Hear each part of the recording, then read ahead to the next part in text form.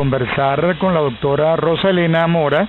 Ella es endocrinólogo pediatra y tenemos un tema interesantísimo para tocar esta tarde con la doctora Rosa, que tiene que ver precisamente con nutrición y con las grasas. Doctora, bienvenida a Planeta Tierra a través de Energía. Hola, Cosimo, buenas tardes. Muchas gracias por la invitación a hablar en tu programa sobre este tema tan importante, del que todo el mundo cree que sabe mucho, pero que a veces no es así. Hay muchos mitos al respecto en cuanto a las grasas. ¿Qué pudiera usted decirle a las personas que nos escuchan? Porque están los extremos, doctora. Hay la gente que no quiere consumir ningún tipo de grasa porque considera que todas las grasas son malas, y hay otro extremo pues que le encanta la grasa de todo tipo, la grasa mala y buena. ¿Cómo pudiera usted más o menos ilustrarle a estos dos grupos la diferencia entre una grasa buena y una grasa mala? Sí, fíjate que ese es un tema, eso es un concepto bien importante, Cosimo, porque una de las cosas más importantes que uno tiene que tener en la vida es balance, y eso incluye el balance nutricional. Nada es bueno, nada es malo, no hay alimentos buenos ni hay alimentos malos, solamente existen dietas mal balanceadas, alimentos que, aunque sean de buena calidad, se consuman en exceso, o alimentos de mala, que se consideran clásicamente de mala calidad, pero que no se consumen en absoluto. Esos son errores en la parte nutricional, porque todos los alimentos son necesarios. Lo que es importante es mantener un balance adecuado. En cuanto a las grasas, pues sí, ha habido una demonización de las grasas, como incluso lo ha habido con el azúcar. Entonces el azúcar es mala, las grasas son malas. La verdad es que no. Las grasas son fundamentales para el organismo porque forman parte o son precursores de algunos elementos, como por ejemplo elementos hormonales, que son importantísimos en el control y en el balance y en el funcionamiento normal del cuerpo. Aparte de que forman parte de las células en sí, ayudan a controlar la temperatura corporal, ayudan en los niños y en los adultos a tener una salud cerebral adecuada, en el sentido de que forman parte o ayudan al desarrollo cerebral y del sistema nervioso. O sea, desde todo punto de vista es importante tener un consumo de grasas de buena calidad en la dieta.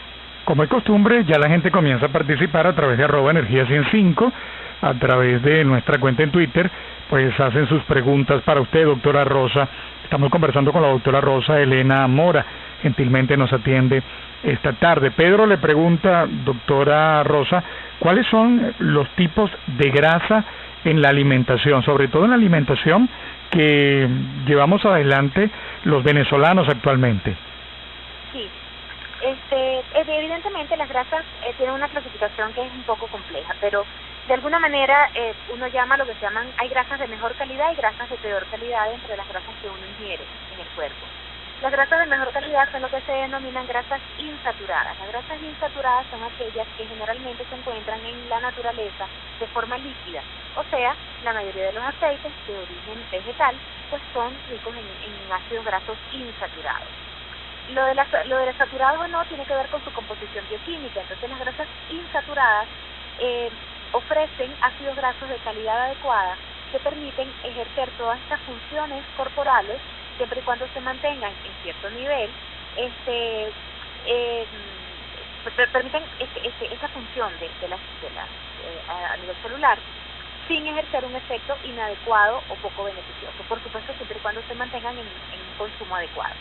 Las grasas saturadas, por el otro lado, que generalmente son la mayoría de las grasas que son de origen animal, como las que provienen de la carne o de los productos de lácteos que no son desgrasados, la leche completa, los quesos que tienen altos contenidos de grasa o quesos madurados, las cremas hechas de leche, etcétera, tienen grasas que son grasas saturadas, y esas grasas saturadas básicamente tienden a depositarse dentro del cuerpo, dentro de las células, formando como obstrucción o barreras en el flujo de sangre, o tapando o obstruyendo las arterias.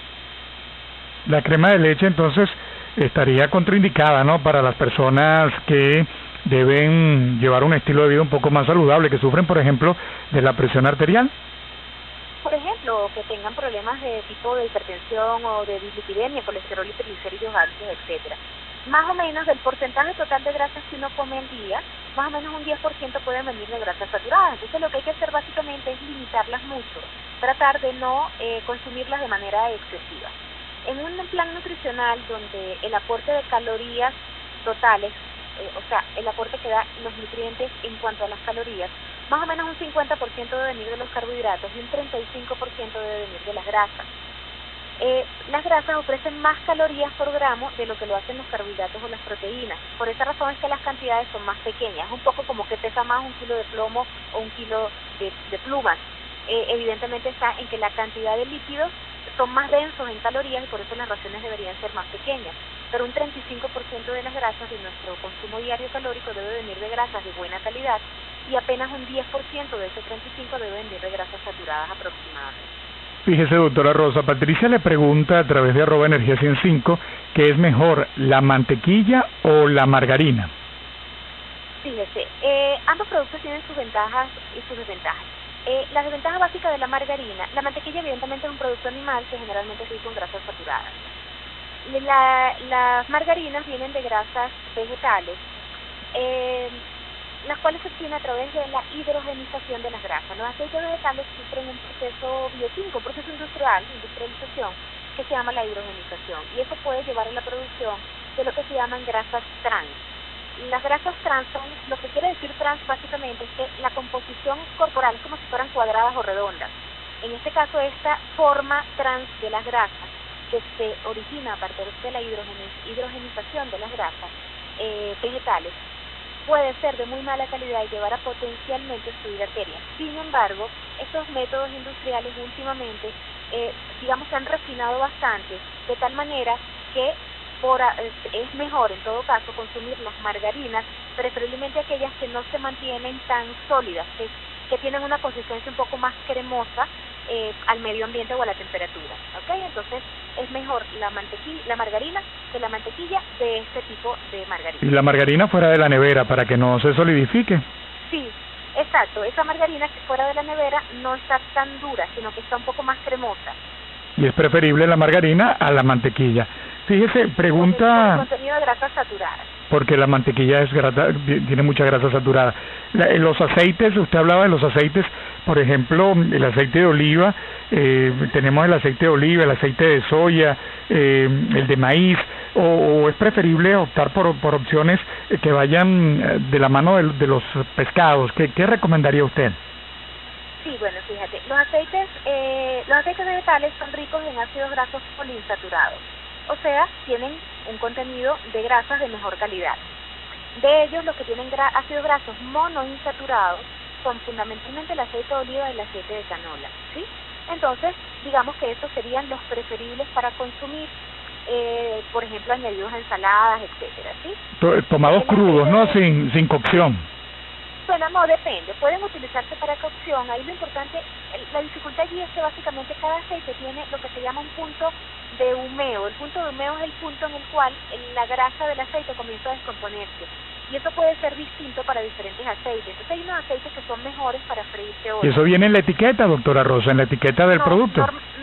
Normalmente no viene en la etiqueta del producto. Hay que hacer un poquito de investigación al respecto.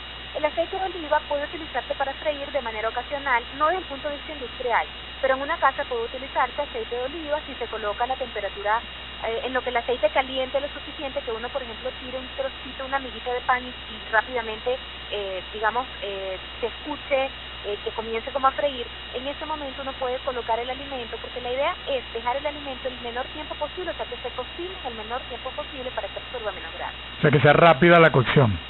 Sí. ¿Para qué? Para que absorba menos grasa, porque si uno lo coloca con el aceite frío, el alimento va a absorber más grasa. Y sí, por ejemplo, el aceite, probablemente el aceite de maíz, el aceite de soya, que tienen ácidos grasos poliinsaturados, sean un poco más apropiados para freír. Pero no necesariamente el aceite de oliva debe ser evitado al freír. Lo que es importante es hacer la temperatura adecuada para evitar la descomposición y no reutilizar los aceites que se utilizan para freír. Doctora Rosa, pregunta Mario. Él está disfrutando del programa En Caña de Azúcar a través de la cuenta de Twitter @energia105. Él pregunta en torno a cómo balancear la dieta en estos tiempos que nos ha tocado vivir, donde, bueno, los alimentos están muy costosos, ¿no? Él pregunta de qué manera pudiéramos nosotros balancear las 5 comidas, incluyendo las 2 meriendas, ¿no? La de la mañana y la de la tarde, y que pudiera la persona que, bueno, más o menos gane un salario mínimo un poquito más, hacerle frente a ese grupo de productos alimenticios que nos va a llevar a una dieta sana y no estar siempre, según lo que él le expresa con su palabra, con la arepa, el bollito, la mantequilla, el queso rallado. ¿Qué le puede decir usted a él? Sí, la verdad es que esa no es una pregunta fácil, Cosimo, porque de verdad que pues el costo de muchos de los alimentos está sumamente elevado, eso aunado a que en algunos casos pues puede ser difícil conseguir algunos de ellos. Entonces, hay que tratar, uno de los consejos que se les da es tratar de incorporar más vegetales y más frutas a la alimentación, más granos, por ejemplo, que de repente son un poquito más económicos y también rinden un poquito más. Porque claro, también es una cuestión de cuánto rinde un alimento, ¿sí? Y uno puede entender que de repente, como si uno compra 2 kilos de vegetales, el vegetal no rinde tanto como pudiera rendirlo 1 kilo de harina. Pero la idea es tratar de combinar los diferentes grupos alimenticios, aumentar el consumo de fibras y de vegetales a través de vegetales, frutas y granos. Y pues tratar de escoger frutas de estación, por ejemplo, o de vegetales de estación que son un poco más económicos, etcétera. Pero la verdad es una pregunta bien difícil porque pues dependiendo del ingreso de cada quien, esto puede ser todo un reto para la economía familiar. Fíjese, hay otra pregunta difícil, tiene que ver ahora, doctora Rosa, con la lonchera de los niños, de las niñas que van al colegio. Esto lo pregunta Magali, en relación a la lonchera, ¿cómo balancear la lonchera y que el chamo no esté todo el tiempo comiendo la empanada frita allí o el pastelito o el cachito a nivel de la cantina escolar? ¿Qué se puede hacer al respecto?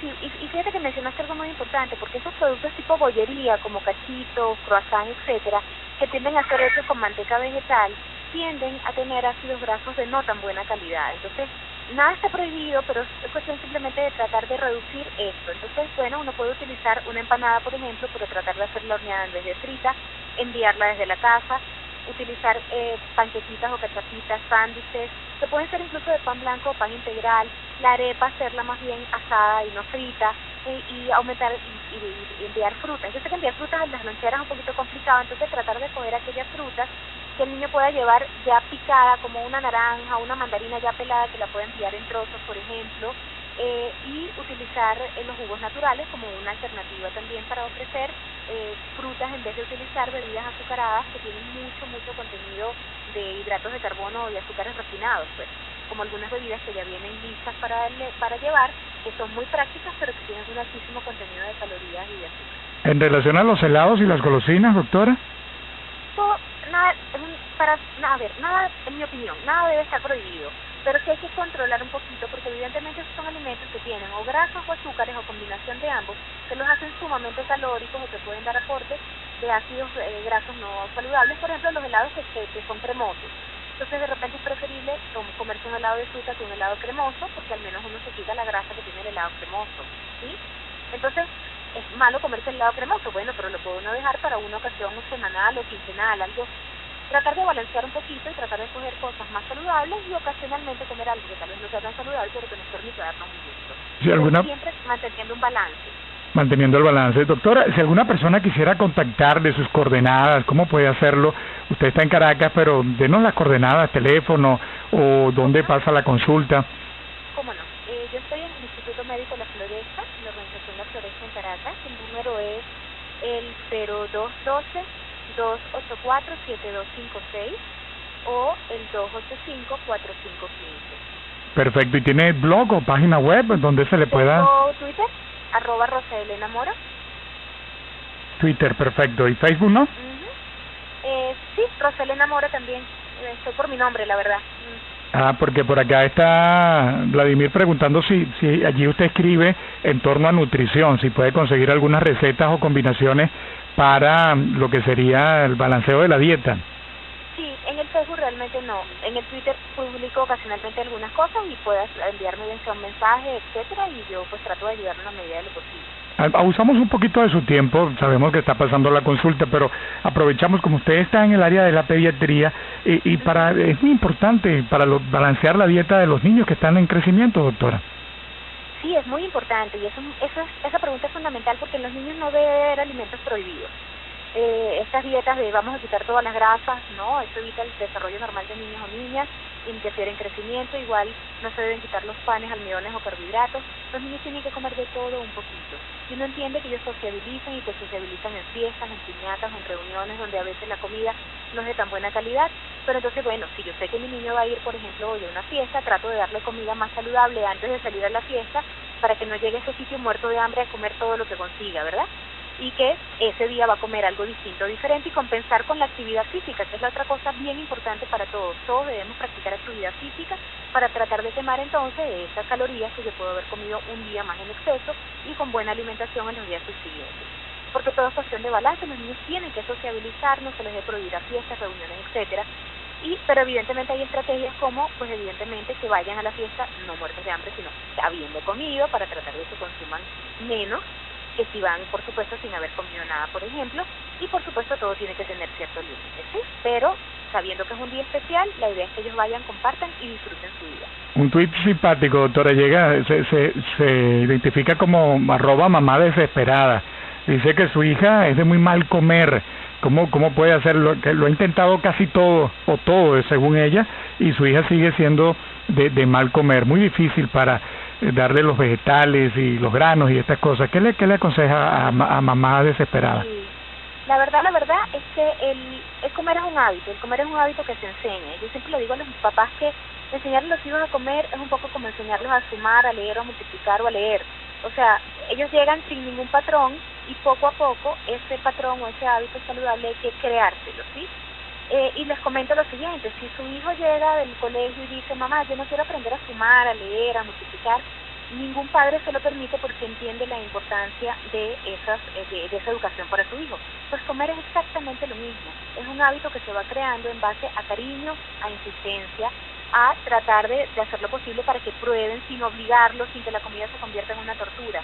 Evidentemente no es fácil, hay niños que se adaptan mucho más rápido que otros, pero insistiendo, en algún momento ellos tienden a entender y explicándoles que es por salud, que es por su bien, y no dejándose manipular. Eso es muy importante.